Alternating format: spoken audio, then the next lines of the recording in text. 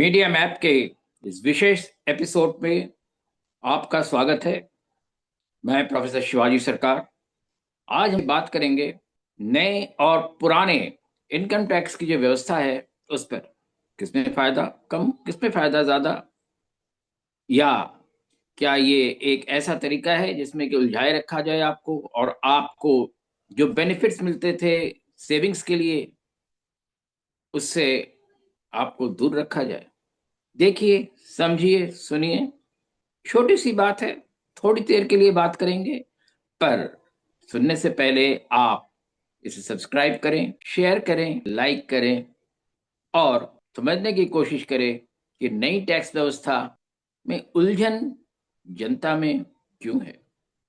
वैसे भी ये पूरी इनकम टैक्स की व्यवस्था है, कुल 10.5 करोड़ से कम लोगों के लिए है, और उसमें से अब 4 से 5 लाख लोग जो है, 5 करोड़ लोग, सॉरी, वो इस व्यवस्था में रहेंगे क्योंकि इनकम टैक्स रिटर्न उनको फाइल करना है, पर वो कोई पैसे नहीं देंगे।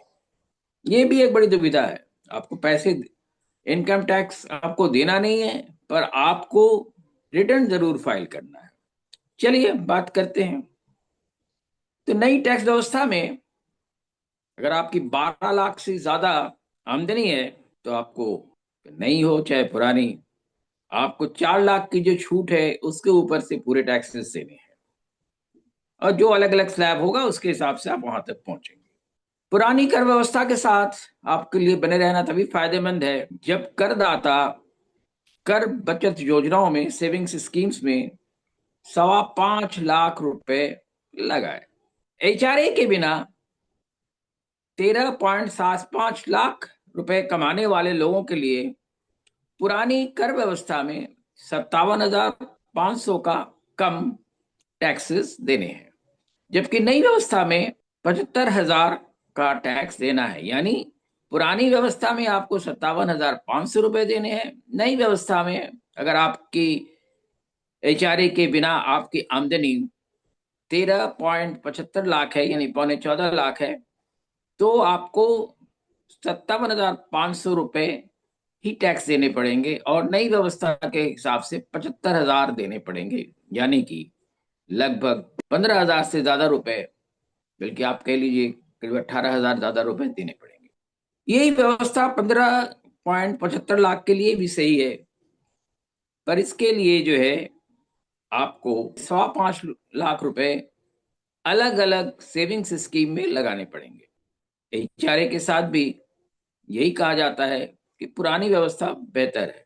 जिनकी आमदनी 20 लाख है उनके लिए नई कर व्यवस्था पुरानी व्यवस्था से बेहतर है।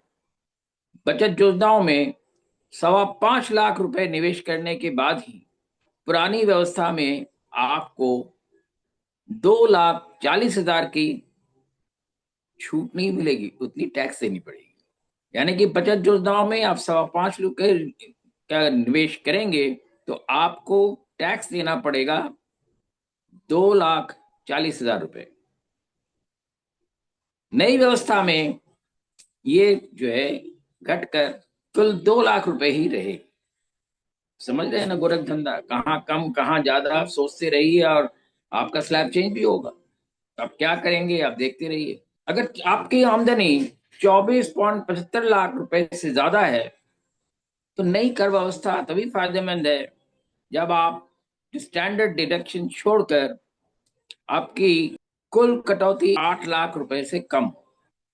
तो नई कर व्यवस्था में 24 लाख रुपए की आय वाले को 60,000 रुपए की इस तरह से बचत होती है। अरे वही अगर पुरानी व्यवस्था में रहते तो 5.25 लाख रुपए सेविंग्स स्कीम में लगाने के बाद आपको टैक्स देना पड़ेगा 3,60,000। यानी कि नई व्यवस्था में 3 लाख रुपए टैक्स होगा, और पुरानी व्यवस्था में आपके सेविंग्स के बाद भी 3,60,000 रुपए आपको देने होंगे।